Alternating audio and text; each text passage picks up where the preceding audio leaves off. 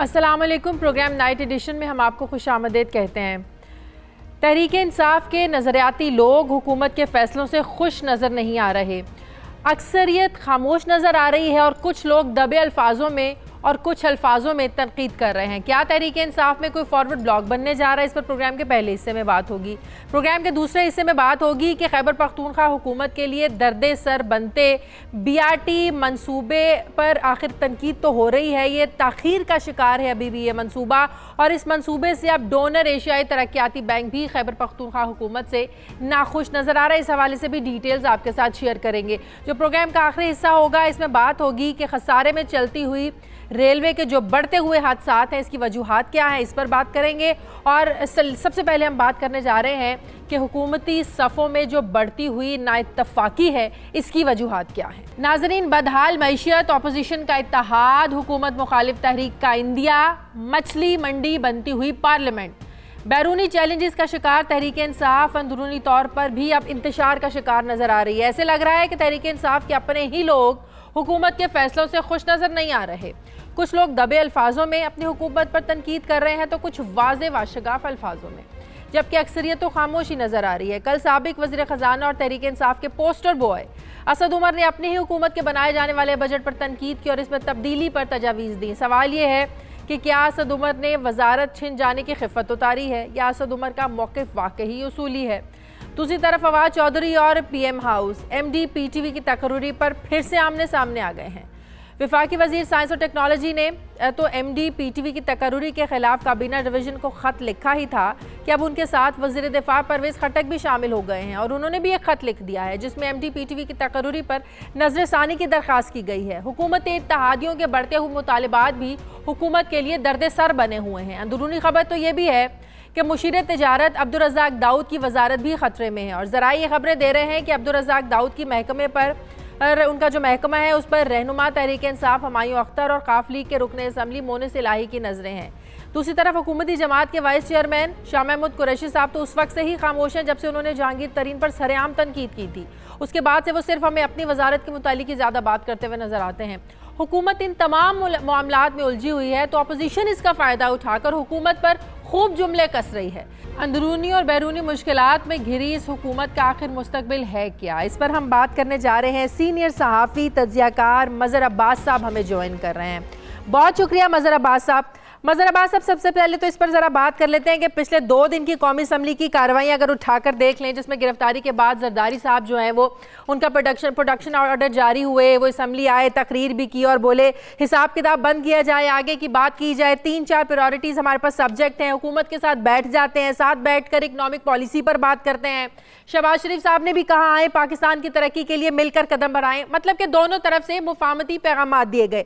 لیکن جو کہنے کی بات ہے وہ یہ ہے کہ مریم نواز صاحبہ کو دیکھیں وہ جارحانہ موڈ میں ہیں، بلاول کو دیکھیں وہ بھی جارحانہ موڈ میں ہیں، کہتے ہیں حکومت جاتی ہے تو جائے۔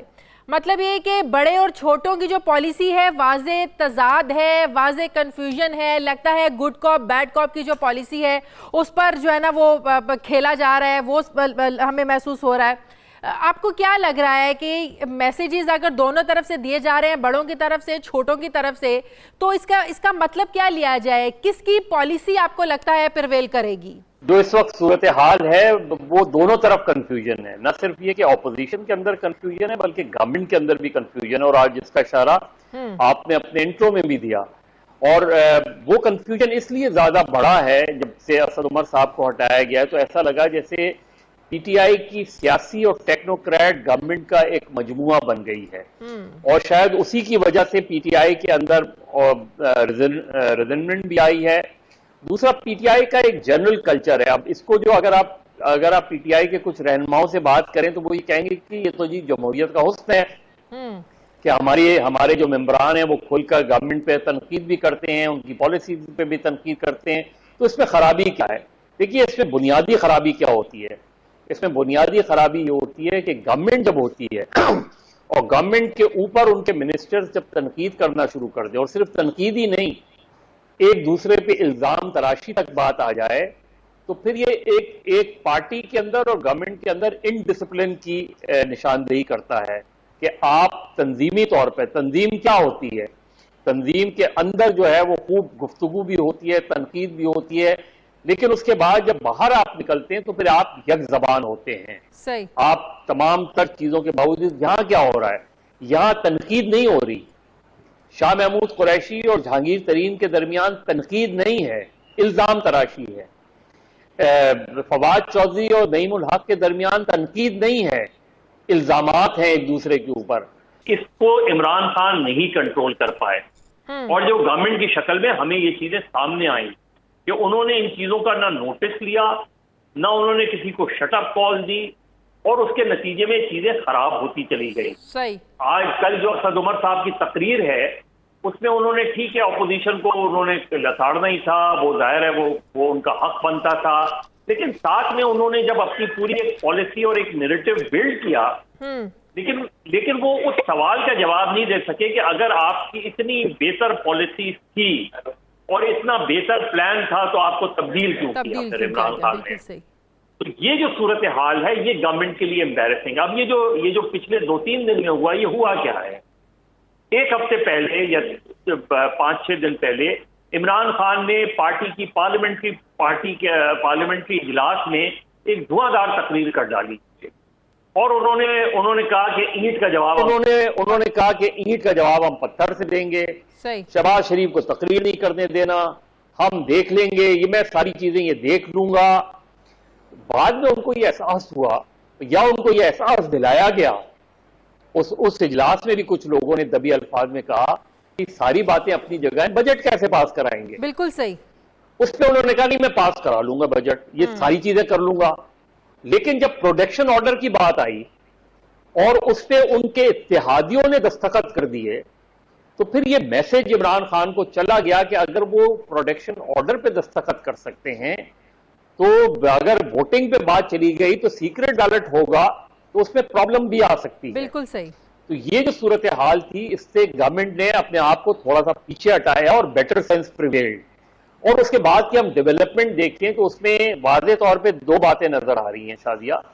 ایک بات یہ نظر آتی ہے کہ آپ نے پولیٹیکل ٹیمپریچر کو نیچے لے کر آئے اور اس کے نتیجے میں آپ نے یہ ایگری کیا کہ ٹھیک ہے ہم خواجہ سعد رفیق کے پروڈکشن آرڈر جاری کر دیتے ہیں، زرداری صاحب کے کر دیتے ہیں، ہم آصف علی زرداری صاحب کے پروڈکشن آرڈر جاری کر سکتے ہیں، لیکن آپ کو یہ بھی کمٹ کرنا پڑے گا کہ پھر آپ جو پی ٹی ایم کے 2 اراکین ہیں محسن ڈاور اور علی وزیر، ان کے پروڈکشن آرڈر پہ انسسٹ نہیں کریں گے. بالکل صحیح. اور جس کی آج اسد قیصر صاحب نے تھوڑی سی وضاحت یہ کی کہ جی انہوں نے میرے سامنے ان کی کوئی اپلیکیشن نہیں آئی، اور اپلیکیشن آئے گی تو میں سمجھیں گی. ایسی صورت میں ہاں ایسی صورت میں پھر آپ کو لگ رہا ہے کہ جو اپوزیشن جو ہے وہ بار بار پیشکش بھی کر رہی ہے کہ آئیں مل کر بیٹھیں بات کرتے ہیں، چارٹر آف اکانومی کی بات کر رہے ہیں، مساق معیشت کی بات کر رہے ہیں، تو ہم نے تو یہاں پر یہ بھی دیکھا ہے کہ ایک دوسرے کو سڑکوں پر گھسیٹنے والے پھر مساق جمہوریت کا کس طرح بار بار سہارا لیتے ہیں. تو ظاہر ہے اگر تحریک انصاف نے بھی اپنی حکومت کو 5 سال کے لیے لے کر چلنا ہے، اپوزیشن کے بغیر آپ نہیں چل سکتے ہیں، آپ کو بڑے معاملات میں اپوزیشن کو اعتماد میں لینا پڑتا ہے اور لینا بھی چاہیے. تو آپ کو لگتا ہے کہ آنے والے دنوں میں تحریک انصاف چیئرمین عمران خان جو یو ٹرن لینے کے ماہر ہیں، مساق معیشت بھی ایک دن ہمیں سننے کو ملے گا کہ مساق معیشت بھی ہو گیا حکومت اور اپوزیشن کے درمیان؟ جی بالکل ممکن ہے. دیکھیے عمران خان صاحب کو وہ وزیر اعظم پاکستان ہیں، انہیں یہ پتہ ہے اور وہ خود بارہا یہ بات کرتے رہتے ہیں. وہ دو مرتبہ وہ ویڈیو میسیجز دے چکے ہیں ٹیکس ایمنسٹی کے حوالے سے. ان کو یہ سمجھنے کی ضرورت ہے کہ معاشی استحکام سیاسی استحکام کے بغیر نہیں آ سکتا. بالکل صحیح. اور سیاسی استحکام اپوزیشن سے محض آرائی میں نہیں ہوتا، ان کے ساتھ ان کو انگیج کرنے میں ہوتا ہے. نہ کوئی مقدمات ختم کرنے کی بات کہہ رہا ہے، نہ وہ کوئی دوسری بات کہہ رہا ہے. آپ کیسز چلنے دیں، کیسز جس طرح اپنے ایک نیچرل کورس میں چلتے ہیں چلنے دیں. اصل چیز یہ کہ آپ اپنا لہجہ اور اپنے وزراء کے لہجے کو بہتر کریں. اپوزیشن دیکھیں، اپوزیشن ایگریسو ہوتی ہے، ایگریشن ہوتی ہے، لیکن اگر گورنمنٹ کول ڈاؤن کرے تو چیزیں خود بخود کول ڈاؤن ہوتی ہیں.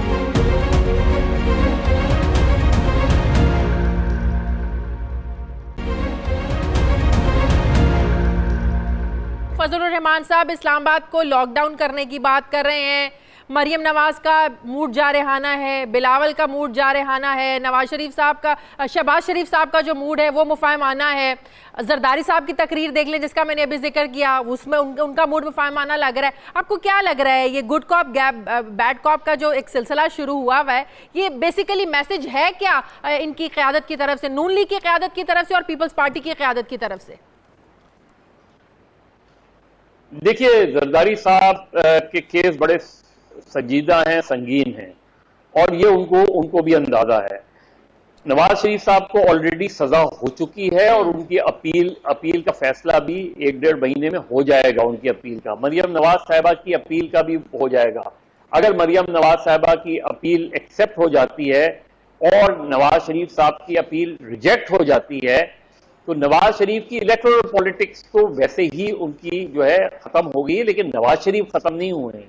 نواز شریف کا سیاسی بیانیہ ختم نہیں ہوا ہے. وہ آج بھی مسلم لیگ کا بنیادی بیانیہ نواز شریف کا ہی بیانیہ ہے. اور اس کا مطلب شہباز شریف صاحب جو بات کرتے ہیں اس کی کوئی ویلیو نہیں ہے, کوئی اہمیت نہیں ہے. اگر پارٹی کا بیانیہ بھی وہی چل رہے ہیں, پیغام بھی انہی کا ہے, نواز شریف کا, مریم نواز صاحبہ کا, تو پھر جو شہباز شریف صاحب پارلیمانی فلور پر جو بات کرتے ہیں, پارلیمنٹ کے فلور پر, اس کی اس کا مطلب پھر کوئی اہمیت نہیں ہے. دیکھیں شاید مسلم لیگ نون جو ہے ان کو یہ اندازہ ہے کہ وہ اسٹریٹ ایجوٹیشن والی پارٹی نہیں ہے. انہیں اپنا جو ووٹ بینک ہے, جو ان کا ایک طاقتور ووٹ بینک ہے, وہ ابھی تک انٹیکٹ ہے. بہت سے لوگوں نے پچھلے 8-9 مہینے میں مسلم لیگ نون کے کئی دھڑے بنانے کی کوشش کی, لیکن وہ نہیں بنے, اس لیے کہ وہ نواز شریف کے ووٹ بینک, نواز شریف کا جو ووٹ بینک ہے وہ انٹیکٹ ہے.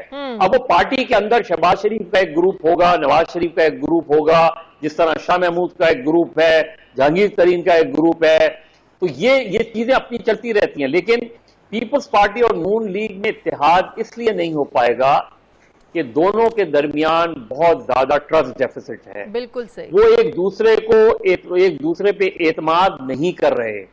ان کو شک ہے کہ کوئی بھی ایک فریق جو ہے وہ, کوئی بھی تحریک اگر ایک قدم آگے بڑھتی ہے تو کوئی بھی ایک فریق کو گورنمنٹ یا اسٹیبلشمنٹ انگیج کر سکتی ہے اور وہ اس کے ساتھ جا سکتا ہے. بالکل صحیح. لہذا انہوں نے غالباً یہ فیصلہ کیا ہے کہ ہم اے پی سی کے تحت چلیں گے.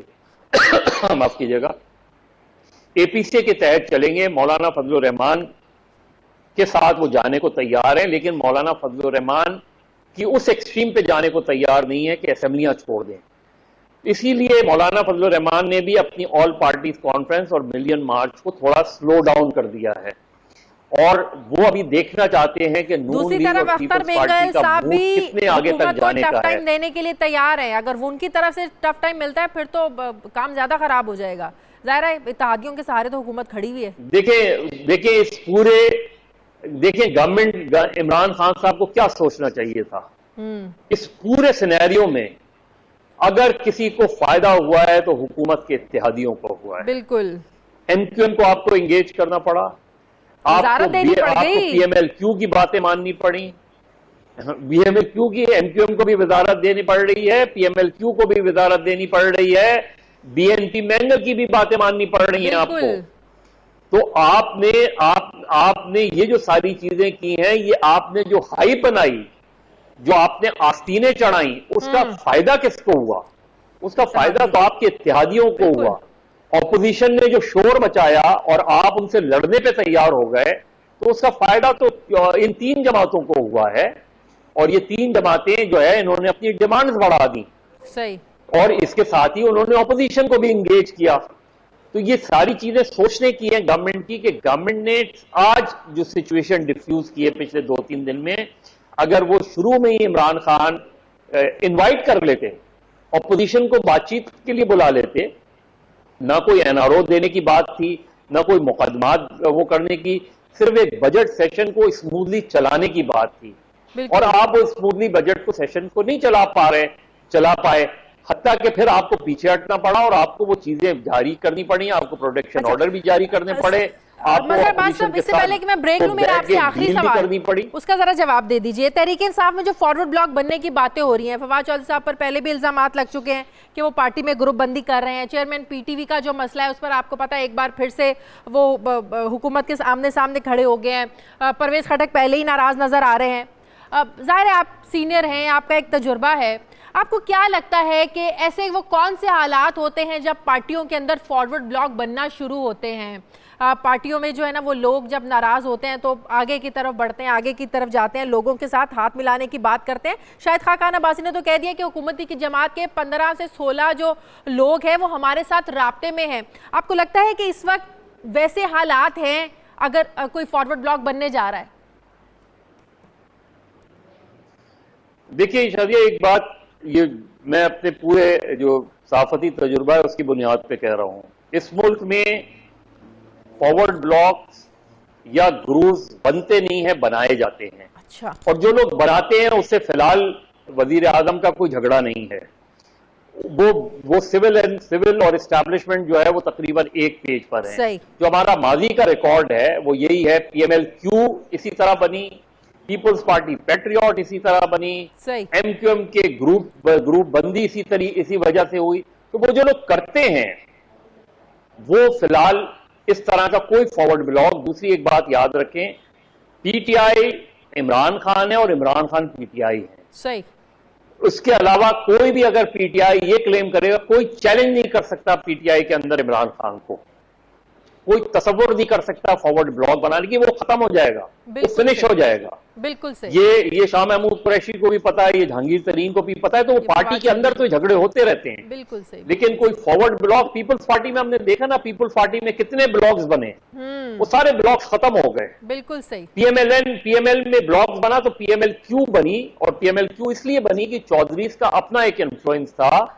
लेकिन वो जब तक मुशर्रफ की पार्टी रही, और उस वक्त 2002 में तो इमरान खान का बुनियादी झगड़ा ही क्यों से था। बिल्कुल।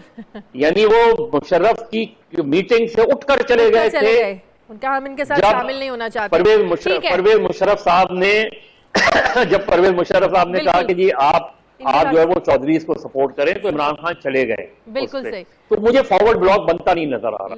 ठीक है, बहुत बहुत शुक्रिया। सीनियर सहाफ़ी तज्ज़ियाकार मज़हर अब्बास साहब हमारे साथ थे। नाज़रीन, मुझे प्रोग्राम में एक ब्रेक लेनी है। ब्रेक के बाद जब वापस आएंगे तो बात करेंगे कि BRT मंसूबा खैबर पख्तूनख्वा आखिर हुकूमत के गले की हड्डी क्यों बन गया है, क्यों ये मुकम्मल नहीं हो पा रहा है। एक छोटे से वक्फे के बाद।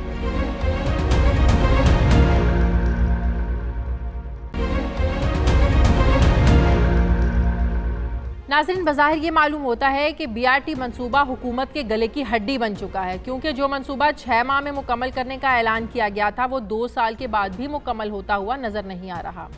पेशावर में ज़ेर तामीर ट्रांसपोर्ट मंसूबे BRT की तकमील के लिए इतनी तारीखें दी जा चुकी हैं कि अब जहन पर भी काफ़ी ज़ोर देना पड़ता है कि इस मंसूबे की तकमील के लिए कितनी तारीखें जो हैं वो तब्दील की जा चुकी हैं। खिफ़्फ़त से बचने के लिए सूबाई हुकूमत ने इस बार अंदरूने खाता BRT मंसूबे की तकमील के लिए 30 जून की तारीख रखी थी, लेकिन काम की सुस्त रफ्तारी के बायस ये मंसूबा 30 जून तक मुकम्मल होता बिल्कुल भी दिखाई नहीं दे रहा। बावसूख ज़राए से मिलने वाली इत्तलात के मुताबिक इस मंसूबे के प्रोजेक्ट डोनर यानी एशियन डेवलपमेंट बैंक भी सूबाई हुकूमत की कारकर्दगी से नाखुश है, जबकि ठेकेदारों की जानिब से डिज़ाइन के मुताबिक काम नहीं किया गया। डिज़ाइन को बार बार तब्दील किया जाता है, निकासी का निज़ाम ठीक नहीं है, डायरेक्शनल एरोस को भी ठीक तरीके से नहीं लगाया गया, छतों पर भी डिज़ाइन के मुताबिक जो है ना छतों को भी तामीर नहीं किया गया, सीढ़ियों की जगह भी गैर मेयारी मटेरियल इस्तेमाल किया गया, टिकट की जगह अभी तक भी तामीर नहीं हुई है। ताख़ीर का शिकार होने की वजह से इस मंसूबे की लागत अब 70 अरब के करीब पहुंच गई है, जबकि ये वाज़ेह रहे कि इस मंसूबे की तकमील के लिए एशियन डेवलपमेंट बैंक और फ्रांस का इदारा AFD माली मुआवनत फराहम कर रहे हैं। इनकी मुआवनत से ही, इनकी मदद से ही मंसूबा मुकम्मल होना है। BRT मंसूबे में ताख़ीर का केस जो है ये NAB के पास भी है, लेकिन कोई पेशरफ सामने नहीं आई है। सवाल यह है कि क्या खैबर पख्तूनख्वा हुकूमत में इस मंसूबे को पाया तकमील तक पहुंचाने की कोई अहलियत नहीं है। वज़ीर आज़म इस मंसूबे में ताख़ीर की तहक़ीक़ात के लिए कमीशन आखिर कब तश्कील देंगे, इस पर हम बात करने जा रहे हैं। मेरे साथ मौजूद हैं PTI के रहनुमा शौकत यूसुफ ज़ई साहब हमें ज्वाइन कर रहे हैं। बहुत शुक्रिया शौकत यूसुफ ज़ई साहब। شوکت صاحب، جیسے کہ میں نے اپنے انٹرو میں کہا کہ کے پی کے گورنمنٹ نے اکتوبر 2017 میں 57 ارب کی لاگت سے یہ منصوبہ شروع ہوا تھا. آج تقریباً یہ 70 ارب تک یہ لاگت پہنچ گئی ہے. پشاور ہائی کورٹ نے بھی کہا تھا کہ یہ منصوبہ ایک ایسی کمپنی کو سونپا گیا جو دیگر صوبوں میں اسی قسم کے کام کے حوالے سے بدنیتی کی بنا پر ان کو ٹھیکے دیے جاتے رہے اور اس کمپنی کو ہی بلیک لسٹ قرار دیا جا چکا ہے. باوجود اس کے کہ دیگر منصوبوں کے فنڈ بھی بی آر ٹی میں لگائے گئے، لیکن یہ منصوبہ مکمل آج تک نہیں ہوا. تقریباً 2 سال ہو گئے ہیں. مزید کتنا وقت درکار ہے؟ بسم اللہ الرحمن الرحیم. شکریہ، آپ نے تو 70 ارب بتائے، کیونکہ ہر میڈیا کی اپنی مرضی ہوتی ہے. کوئی 100 ارب بتاتا ہے، کوئی 80 ارب بتاتا ہے. چلیں آپ صحیح بتا دیں. دیکھیے، پہلی بات تو یہ ہے کہ آپ نے وہاں بیٹھ کے جو انٹرو میں جتنی چیزیں بتائی ہیں، میرے خیال سے میں آپ کو بھی دعوت دوں گا، آپ بھی آ جانا کبھی کسی وقت، تاکہ آپ کو بھی پتہ چلے کہ یہ جو میٹرو بن رہا ہے یہ لاہور سے کتنا مختلف ہے اور اس میں ابھی تک کتنا کام ہو چکا ہے. یہ 27 کلومیٹر ہے اور یہ 29 ارب کی بی آر ٹی ہے ٹوٹل، اور اس میں ایک پائی کا ابھی تک اضافہ نہیں ہوا ہے. مجھے بڑا افسوس ہوتا ہے کہ وہاں بیٹھ کے لوگ کہتے ہیں 70,000، کوئی کہتے ہیں 57 ارب. یہ بی آر ٹی جو ہے نا، جو لاہور کی بی آر ٹی ہے اور اس کی بی آر ٹی جو دونوں 27 کلومیٹر ہے، وہ 32 ارب کلیم کر رہے ہیں اور ہمارا 29 ارب کا ہے، اور یہ انشاءاللہ 29 ارب سے ایک پائی بھی آگے نہیں جائے گا. دوسری بات یہ کہ آپ نے کہا کہ جی صلاحیت نہیں ہے. بی آر ٹی مکمل ہے، سیول ورکس کمپلیٹ ہے.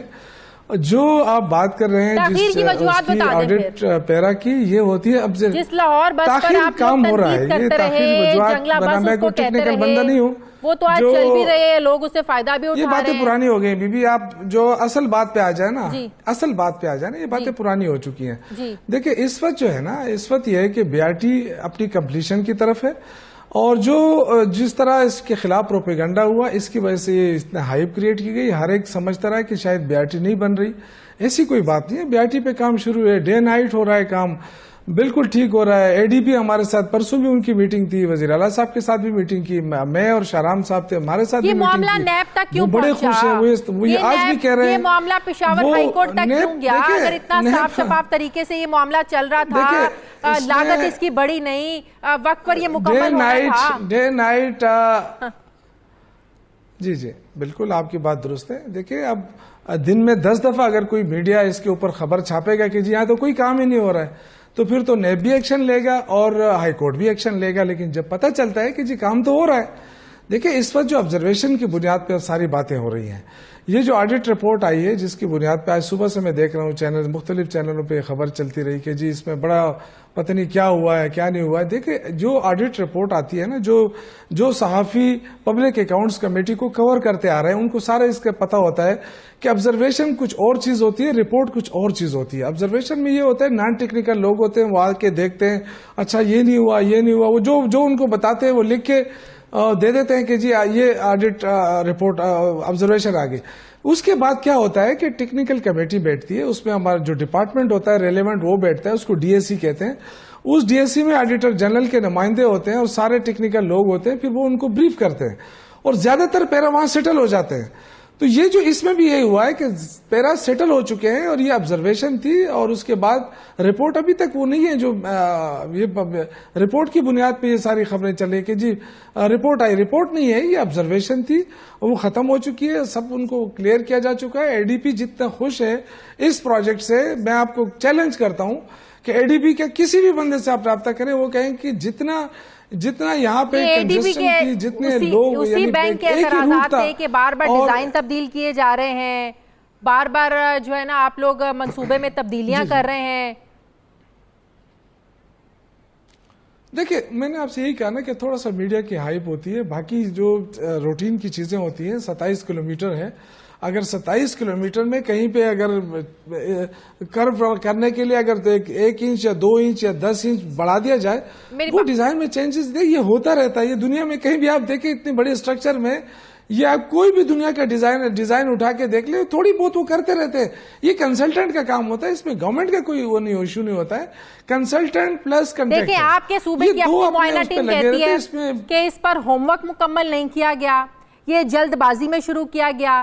नाकिस मंसूबा बंदी थी, संगीन नौयत की कोताहियाँ हुई। ये कोई पंजाब की मुआयना टीम नहीं कह रही, ये कोई बलूचिस्तान की मुआयना टीम नहीं कह रही, ये सिंध की मुआयना टीम नहीं कह रही, ये आप लोगों के अपने सूबे की मुआयना टीम जो ऑब्जर्व कर रही है सारे सूबे को, वो कह रही है कि मंसूबा ही उजलत में शुरू किया गया है, कोई प्लानिंग नहीं थी, इसलिए बार बार तब्दीलियां हो रही हैं। इसलिए उन्होंने कहा कि चूंकि नहीं प्लानिंग के बगैर, तो देखे ना, प्लानिंग के बगैर 27 किलोमीटर मंसूबा कैसे शुरू हो सकता है। देखिए यहाँ पर भी गजूमता से मीनार पाकिस्तान तक 27 से 29 किलोमीटर इतना ही बना है और वो तकरीबन 10 से 12 महीने में मुकम्मल हो गया था, ज्यादा से ज्यादा 1 साल लगा था। 10 से 12 महीने में वो मुकम्मल हुआ होगा। हाँ। देखें उसका एक अलग वो है, हमारे यहाँ पे इश्यूज और भी थे। हम जब जिस वक्त हम शुरू कर रहे थे उस वक्त फेडरल गवर्नमेंट हमारे पास नहीं थी, और आपको पता है कि फेडरल गवर्नमेंट की वजह से हमें कितने प्रॉब्लम्स आए। पहले तो वो जो रास्ता आ रहा था बीच में, जो रेलवे की जमीनें थी, वो उसकी एनओसी नहीं मिल रही थी। उसके बाद जो है ना गैस और PTCL, नहीं तो अब तो शुरू है, अब तो शुरू है अल्लाह के फजल से। अगर आप आ जाएं देख लें तो मेरे ख्याल से डे नाइट काम हो रहा है। 27 किलोमीटर बहुत बड़ा स्ट्रक्चर होता है, उसमें 13 किलोमीटर एलिवेटेड है।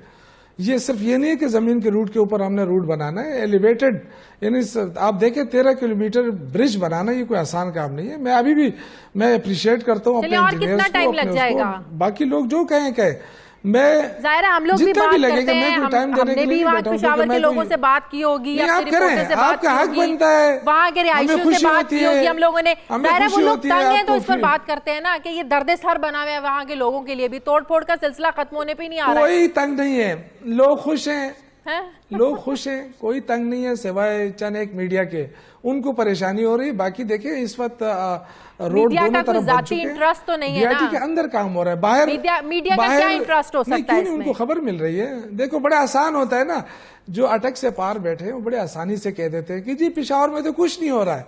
जब यहाँ आके देखते हैं कि स्ट्रक्चर तो खड़ा है, दोनों तरफ रोड बन चुके हैं। 2 साल से देख रहे हैं। एक प्रॉब्लम उस वक्त थी जब काम हो रहा था, उस वक्त प्रॉब्लम थी। जाहिर है जब काम होता है उस वक्त मसलाइल होते हैं, सड़कें कच्ची थी, खुद गई थी।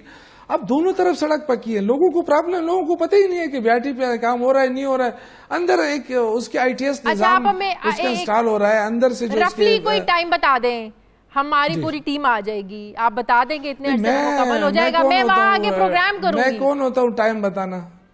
आप प्लानिंग नहीं, आप बिल्कुल आप आए, जब मुकम्मल होगा हम आपको जरूर बुलाएंगे। एक प्लानिंग होती है ना, एक टारगेट होता है। टेक्निकल बंदा तो नहीं हूँ। टारगेट होता है, टारगेट। देखिए टारगेट हमारा ये है कि हम एक अच्छी BRT बनाएं, बेहतरीन BRT, भले 5 सालों में बनाएं। बहुत शुक्रिया, हमारा इस पे है। 5 साल लग जाएं। 5 सालों में 10 सालों में इससे कोई मतलब नहीं है। मैं ये कह रहा हूँ कि इंशाल्लाह ये ऐसी सर्विस होगी जो इंशाल्लाह दुनिया के चंद ममालिक में उससे कंपेयर किया जाए। ये लाहौर से आप कंपेयर ना करें, ये लेटेस्ट तरीन BRT है। इसके अंदर जो है ना साइकिल ट्रैक, इसके अंदर माजूरों के लिए, इसमें और बहुत सारी चीजें ये जो लाहौर के अंदर नहीं है। और अपनी बसें हमारी जो लाहौर में अपनी बसें नहीं, वो रेंटेड बसों पे चला रहे हैं। या तो टाइम नहीं है तो कम से कम वो जरा इस बारे में भी खबर ले लें, या उनको पता है वो जानबूझकर इग्नोर कर रहे हैं क्योंकि वहां पर उनकी हुकूमत है, पिछले टेन्योर में भी उनकी हुकूमत थी, अब भी उनकी हुकूमत है, या तो इसको इग्नोर किया जा रहा है या उनके पास वक्त ही नहीं है कि इस मंसूबे की जरा खबर ही ले लें। बहुत शुक्रिया शौकत यूसुफजई साहब, हम आते मुझे ब्रेक ले लें, लेकिन उससे पहले कुछ अहम चीज़ें आपसे डिस्कस कर लें। वो ये नाज़रीन के बुचर ऑफ गुजरात कहलाए जाने वाले मोदी के साथ साझेदारी डालना किसी के बस की बात नहीं है। नाम नेहाद सेकुलर कहलाए जाने वाला भारत अब सिर्फ हिंदुओं का होकर रह गया है। हिंदुत्व के फ़रोग से भारत में दीगर मज़ाहिब के जो लोग हैं वो तो एक तरफ, निचली ज़ात के जो हिंदू हैं वो भी महफूज नहीं है। कभी सिखों को पाकिस्तान लाने वाली ट्रेन को रोक दिया जाता है, तो कभी मुसलमानों की जो इबादत गाहें हैं उनको निशाना बनाया जाता है, टारगेट किया जाता है, तो कभी कश्मीर में रहते आज़ादी के मतवालों पर जुल्म के पहाड़ जो हैं वो ढा दिए जाते हैं। लेकिन ना तो आलमी दुनिया के मुनसिफों को मोदी का ये खून खराबा नज़र आता है और ना ही उनके दिलों में कोई रहम आता है। ऐसे इंतहा पसंद जहन में रखने वाले मोदी के मुल्क के साथ तवील बॉर्डर शेयरिंग पाकिस्तान के लिए एक सबसे बड़ा चैलेंज है। लेकिन अमन पसंद पाकिस्तान ने हमेशा से ही मोदी की हर चाल को उल्टा कर दिया और हर ईंट का जवाब पत्थर से दिया। पाकिस्तान को गैर मुस्तहकम करने की साजिश की गई तो दुनिया की नंबर 1 एजेंसी ने भारत के मकरू चेहरे और इस साजिश को कुलभूषण यादव की शक्ल में दुनिया के सामने बेनकाब किया। और दहशतगर्दों की परवरिश करने वाले मोदी ने अपने ही मुल्क को दुनिया के सामने एक तमाशा बना दिया। भारत को तमाशा बनाने में भारतीय मीडिया ने फिर कोई कसर नहीं छोड़ी। بھارتی میڈیا میں تو آج کے چرچے یہ ہیں کہ نریندر مودی پچھلے جنم میں کٹر مسلمان تھے اور نریندر مودی کو سر سید احمد خان قرار دیا جا رہا ہے. ناظرین، اس سے بڑا تماشا ایک ملک کے ساتھ اور کیا ہوگا؟ کیا اس سے بھارت کے ذہنی جو ایک تنگی ہے اس کا اندازہ نہیں ہو جاتا؟ اور اگر اس سب کو تماشا میڈیا، تماشا جمہوریت اور تماشا سیکولرزم کہا جائے تو غلط نہ ہوگا. مجھے ایک بریک لینی ہے اور چھوٹی سی بریک کے بعد جب واپس آئیں گے تو بات کریں گے کہ خسارے میں چلتی ہوئی ریلوے کو بڑھتے ہوئے جو حادثات ہیں اس پر کیا وفاقی وزیر شیخ رشید کی معذرت کافی ہے؟ ایک چھوٹے سے وقفے کے بعد.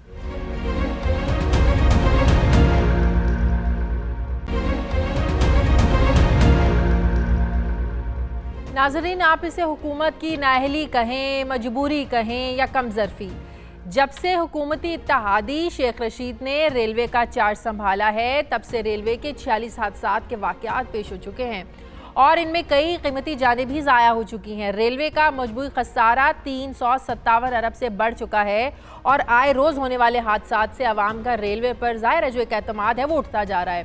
ٹرین حادثے کا یہ کوئی پہلا واقعہ نہیں ہے. اگر اعداد و شمار پر نظر ڈالی جائے تو 2013 سے 2017 تک ٹرینوں کے 304 حادثات ہوئے، جبکہ گزشتہ 22 سالوں میں 1094 ٹرین حادثات رپورٹ ہوئے. اسی طرح گزشتہ 5 سالوں کی بات کی جائے تو اس میں 20 خطرناک حادثات میں 112 افراد لقمہ اجل بنے. صرف مئی کے مہینے 2013 سے دسمبر 2016 تک 17 بڑے حادثات میں 94 افراد جاں بحق ہوئے. یہ اس دور کی بات ہے جب عمران خان اپوزیشن میں ہوا کرتے تھے اور ہر ریلوے حادثے کے بعد ان کا ایک بیان آتا تھا کہ دنیا بھر میں جہاں بھی ٹرین کا حادثہ ہوتا ہے تو ریلوے کا وزیر استعفیٰ دے دیتا ہے. گزشتہ 10 ماہ میں 46 واقعات ہو چکے ہیں. ابھی تک استعفیٰ نہ تو مانگا گیا نہ ہی کسی کا استعفیٰ آیا. کیا عمران خان دوہرے معیار کا شکار ہیں؟ جبکہ چنبے کی بات یہ ہے کہ حادثے کی صورت میں دنیا بھر کے جو ریلوے منسٹرز ہوتے ہیں ان کی طرف سے استعفیٰ آ جاتا ہے، لیکن ہمارے وفاقی وزیر صاحب کی طرف سے ابھی تک صرف معذرت آئی ہے. سوال یہ ہے کہ گزشتہ 22 سالوں میں ہوئے 1094 حادثات کی انکوائری رپورٹس، ان پر آخر ابھی تک عمل درآمد کیوں نہیں کیا گیا؟ اگر ان پر عمل درآمد کر لیا جاتا تو کیا یہ حادثات رک سکتے تھے؟ حادثے کے بعد حکومت کا کام صرف ملازمین کی معطلی تک ہی کیوں رک جاتا ہے؟ حادثات کی روک تھام کے لیے آخر اقدامات کیوں نہیں اٹھائے جاتے ہیں؟ مؤثر اقدامات کیوں نہیں اٹھائے جاتے ہیں؟ اس پر ہم بات کرنے جا رہے ہیں پارلیمانی سیکرٹری برائے ریلوے فاروق حبیب صاحب نے ہمیں جوائن کیا. بہت شکریہ فاروق آپ کا. فاروق، جب سے حیدرآباد ٹرین کا حادثہ پیش آیا ہے اپوزیشن بار بار یہ مطالبہ کر رہی ہے کہ شیخ رشید صاحب کو جو ہے نا وہ استعفیٰ دے دینا چاہیے. اب وزیر اعظم مغربی جمہوریت پر چلیں نا تو وزیر ریلوے سے استعفیٰ لے لیں. جب اپوزیشن میں ہوا کرتے تھے کوئی حادثہ پیش آتا تھا تو فوراً آپ لوگوں کی طرف سے جو ہے نا اپوزیشن کی طرف سے استعفوں کی ڈیمانڈ سامنے آنا شروع ہو جاتی تھی. اب یہ دوہرا معیار کیوں؟ دیکھیں، سب سے پہلے تو بات یہ سمجھنے کی ہے کہ جو ریلوے ہے وہ ریلوے ہے کس حالت کے اندر اور ہمیں کس حالت کے اندر ملی ہے. جو آپ بار بار ریلوے کے حادثات کی بات کر رہی ہیں، دیکھیں حادثات تو ایک ریلوے کا یہ وہ سسٹم ہے، وہ نظام ہے جو کہ انگریز دور کا تیار ہوا ہے. جو ریلوے کے بریجز ہیں وہ 100 سال پرانے بریجز ہیں. یہ جو پٹری لائن بچھائی گئی ہے یہ 100 سال پرانی پٹری لائن ہے اور یہاں پر جو ہے وہ ریلوے کا جو سگنل سسٹم ہے وہ بھی بہت پرانا سسٹم ہے. تو آپ کیسے ایکسپیکٹ کر سکتی ہیں کہ ایک 40 سال سے جن لوگوں کی بار بار حکومت تھی ان لوگوں نے ریلوے کے نظام کے اندر جو ہے وہ ایک کیل نیا نہیں لگایا، تو آج آپ کہتی ہیں کہ 10 ماہ کے اندر جو ہے وہ ریلوے کا سسٹم ٹھیک ہو جائے. ڈرائیورز تو رکھے جا سکتے ہیں، وجوہات جو اب تک سامنے آئی ہیں وہ یہی آئی ہیں کہ ڈیڑھ عمر ڈرائیوروں کی صحت و تندرستی جو ہے فٹنس ان پر توجہ نہیں دی جاتی. اس طرح کے سسٹم کو تو ٹھیک کر سکتے ہیں نا. دیکھیں، میں آ رہا ہوں اس سسٹم پہ بھی آ رہا ہوں. ساری بات آپ کو تفصیل بتاؤں گا. جو ہمارا فیوچر لے آؤٹ ہے وہ بھی آپ کو بتاؤں گا. دیکھیں، معاملہ یہ ہے کہ 40 آپ نے کہا 40 کے قریب حادثات ہو چکے. ان کے اندر چھوٹے حادثات بھی ہوں گے، ان کے اندر بڑے حادثات بھی ہوں گے. معاملہ یہ ہے کہ جب کوئی حادثہ پیش آتا ہے تو اس کی تحقیقات بھی کی جاتی ہیں، اس کی وجوہات تک بھی پہنچا جاتا ہے اور جو لوگ ذمہ داران ہوتے ہیں ان کے خلاف کارروائی بھی عمل میں لے کر آئی جاتی ہے. لیکن معاملہ یہ ہے کہ دیکھنا یہ ہے کہ آیا یہ جو ہمارا ٹریک ہے، یہ جو ہمارا سسٹم ہے، اس کے اوپر ہم نے انویسٹمنٹ کیا کی ہے. ابھی ہماری موجودہ حکومت کی کوششوں سے، پچھلے 10 مہینے کی کوششوں سے ہم چائنا کے ساتھ مل کر جو ہے وہ ML1 ٹریک جو ہے وہ نیا بنانے جا رہے ہیں، جس سے ہمارا یہ ٹریک جو ہے وہ ڈیول ٹریک ہو جائے گا، 2 رویہ ٹریک ہوگا، جس سے یہ حادثات کے اندر کمی آئے گی. دونوں ٹریک کی دونوں جانب جو ہے وہ جنگلہ ہوگا بہت سارے حادثات جو ہے وہ لیول کراسنگ کے دوران ہوتے ہیں، لوگ پٹری کراس کرنے لگ جاتے ہیں جہاں پر آبادی ہوتی ہے. اب آپ کو پتا ہے جہاں سے ریلوے گزرتی ہے اس کے ارد بہت ساری آبادی بن چکی ہے، گیٹس کے بغیر ہیں، گیٹ ہی نہیں لگے ہوئے اور سگنل ہی نہیں لگے ہوئے، جو حادثات کی سب سے بڑی وجہ. دیکھیں بہت سارے دیکھیں گزارش یہ ہے، تھوڑی ٹیکنیکل چیزیں ان کو سمجھنے کی ضرورت. دیکھیں کچھ فاٹکس ایسے ہیں جہاں پر وہ ریلوے کے یعنی کہ ریلوے کی وہاں پر این او سیز نہیں ہیں، لیکن وہاں پر آبادی بن جاتی ہے، لوگ اپنی مدد کے تحت جو ہے اس کو ایک کراسنگ بنا لیتے ہیں. ان کے ذمہ دار پاکستان ریلوے نہیں ہے. ٹھیک ہے، وہاں پر جو صوبائی حکومتیں ہیں وہ ہمارے ساتھ تعاون کریں، ہم وہاں پر فاٹک بنانے کو تیار ہیں. وہاں پر جو ان کے ایکسپینسز آتے ہیں، اخراجات آتے ہیں، وہ ادا کریں، ہمیں کوئی اعتراض نہیں ہے. یہ جو بار بار بات کی جاتی ہے ریلوے کا خسارہ بڑھ گیا، مجھے ذرا ایک بات دیکھیں، یہ حادثہ یقیناً جو ایک مال گاڑی کھڑی تھی، یقیناً ابھی اس کی رپورٹ سامنے آ جائیں گی، تحقیقات سامنے آ جائیں گی کہ کس طریقے سے جو ہے وہ جنا ایکسپریس جو ہے وہ مین لائن سے اس لائن پہ گئی جہاں پر مال گاڑی کھڑی تھی. یقیناً جو ہے جس نے کانٹا چینج کیا یا جس نے سگنل چینج کیا، بظاہر جو میری سمجھ کے مطابق ہے اس کی غلطی ہو سکتی ہے، لیکن مزید جو ہے وہ تحقیقات ابھی ہو رہی ہیں، اس کے اندر تمام حقائق جو ہے سامنے آئیں گے. اور کل تک جو ہے وہ منسٹر ریلوے یہ کہہ چکے ہیں کہ کل بروز ہفتہ اس کے اوپر وہ تمام تر حقائق جو ہیں وہ سامنے رکھیں. اچھا، ابھی تک جو وجوہات پاکستان ریلوے میں سامنے آتی رہی ہیں بڑے بڑے حادثات کی، ان میں یہ کہا جاتا ہے کہ جو ڈرائیورز رکھے جاتے ہیں ان کی وہ ٹریننگ نہیں ہوتی ہے، بزرگ ڈرائیوروں کو رکھا جاتا ہے، ان کی صحت و تندرستی، ان کی فٹنس پر توجہ نہیں دی جاتی ہے. جدید سائنسی دور میں روایتی طریقے سے جو ہے نا وہ ہدایات جاری کی جاتی ہیں، ہاتھوں سے پٹریوں کو تبدیل کیا جاتا ہے، لالٹینوں سے کھڑکیوں کو ہلا کر ٹرینوں کو ہدایات دینا، اس طرح کے عمل آج بھی جاری ہے. ایٹ لیسٹ اس طرح کے جو کام ہیں جو جدید، ہم 21ویں صدی میں رہ رہے ہیں، ایٹ لیسٹ جدید سسٹم کا اس طرح کے طریقہ کار تو آپ اپنے ریلوے میں استعمال کر سکتے ہیں نا. دیکھیں آپ نے بجا فرمایا. اس سے پہلے میں آپ کو یہ بتا چکا ہوں کہ جو ہمارے پاس وقت ہے، جس وقت کے دوران ہم نے ٹیک اوور کیا، اس دوران ہم جو جدت لے کر آ سکتے تھے وہ ہم لے کر آئے ہیں. جن گیجٹس کی آپ بات کر رہی ہیں یہ وہ تمام گیجٹس ہیں جو کہ ML1 کا حصہ ہیں. جس طرح ہم نے ریلوے کے انجنز کے اندر جو ہے وہ ٹریکنگ سسٹم لگایا، جس طرح ہم نے جو ہے وہ ڈیزل کو بچانے کے لیے اس کے اندر ہم نے سینسرز ایڈ کیے، اسی طریقے سے ریلوے کی ٹکٹ ریزرویشن کے لیے آن لائن اپلیکیشن متعارف کروائی. جہاں تک رہی بات سگنل سسٹم کی، جہاں تک رہی بات آٹومیٹک گیٹس کی، یہ وہ تمام تر چیزیں ہیں جو کہ ML1 کا حصہ ہوں گی. یہ ایک بہت بڑا پروجیکٹ ہے. ماضی کی حکومتوں نے ریلوے کو ترجیحات کے اندر شامل نہیں رکھا، ان کی دھیان جو ہے وہ موٹر ویز کے اوپر رہا، جس کی وجہ سے آپ دیکھیں کہ آج ہماری سڑکوں کے اوپر بھی رش ہے. ہمارے پیٹرول کی جس طرح گاڑیاں بڑھیں گی، جس طرح جو ہمارے گڈس ٹرانسپورٹ بڑھے گی، ہمارا پیٹرولیم کا، ہمارا ڈیزل کا امپورٹ بل بھی بن رہا ہے.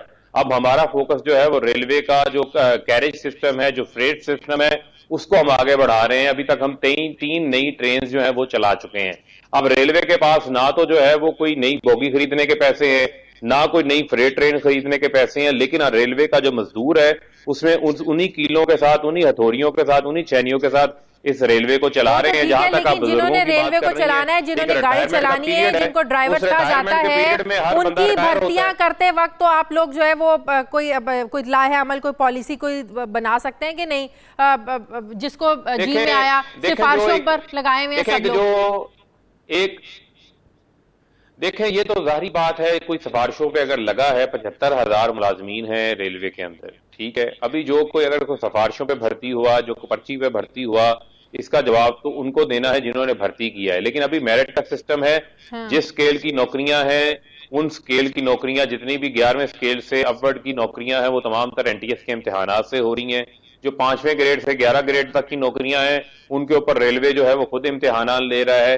میرٹ سسٹم کو جو ہے وہ انشور کیا جا رہا ہے، جو نئے طریقہ کار ہیں ان کو نافذ کیا جا رہا ہے. باقی جو ایک پرانیاں بھرتی ہوئی ہیں ان کے اوپر اگر کسی جگہ کے اوپر کوئی ٹیکنیکل فلاز ہیں یا باقی معاملات ہیں، اس کی جواب دہی تو ہم نہیں کر سکتے، لیکن ہم نے اسی ریل کو ٹھیک کرنا ہے اور آپ دیکھیں گے کہ ریلوے جو ہے وہ بہتری کی طرف جائے گی. ہاں حادثات ضرور ہوئے ہیں، لیکن ان حادثات کو ہم کوشش کریں گے کہ ان کو روکا جائے اور ان کی روک تھام کے لیے جو ممکن اقدامات ہیں وہ ہم کر سکتے ہیں. ٹھیک ہے، بہت بہت شکریہ حبیب صاحب ہمارے ساتھ ہیں. یہ تھا ناظرین ہمارا آج کا پروگرام کے لیے آپ ہمیں فیڈ بیک ضرور دیجیے گا. اپنا خیال رکھیے گا. ہماری آپ سے ملاقات ہوگی کل. اللہ حافظ.